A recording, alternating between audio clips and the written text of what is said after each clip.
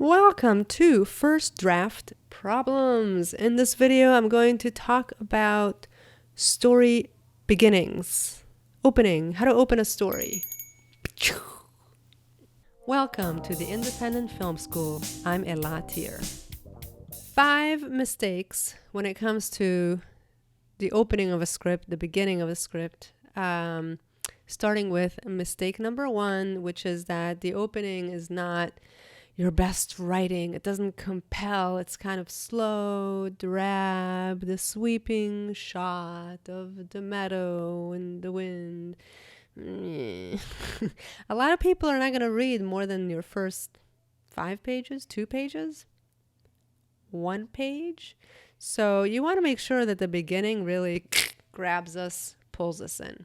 Mistake number 2 has to do with the opening not immediately addressing the one central idea, the one theme, the one issue that this story is here to address. So if your story is about greed and your story opening is about a breakup because someone is afraid of commitment, it's kind of like singing off key. Your key is greed, so your opening has to address greed. And it doesn't have to be the main story. You know, maybe the main story is like a mafia story, but your opening scene is about a child who is not willing to share their candy. That's fine if it makes sense for the story, but make sure that thematically the opening is relevant.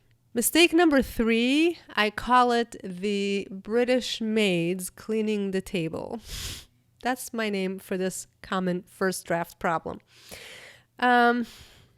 How do I want to put this? So in Old English plays would often open with the scene where the butler or the maids, they're polishing the table and they share information with each other about the master, and they give us all this exposition, everything that we need to know to understand the story. They have the maids cleaning the table telling us the story. Don't do that. Don't do that. Instead of telling us what we need to know, show us. You know, if the master is, a selfish jerk, let's see him be that rather than having people tell us that he's a selfish jerk. You know, if the story is about a lonesome fellow, don't have the neighbors talk about how lonesome that fellow is. Show us the lonesome fellow. All right, you get the idea. Show us, don't tell us. Okay. Problem number 4, so common, is related to what I said before, but it's stuffing it with exposition rather than, what do I want to say? Sometimes you need exposition, okay? Sometimes you need to give the audience information so that the story will make sense.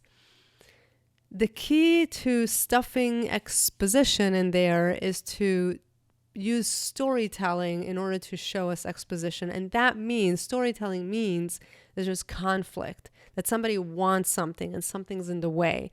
So you could have the couple meet for dinner and she tells her girlfriend that she just lost her job, and that would be exposition.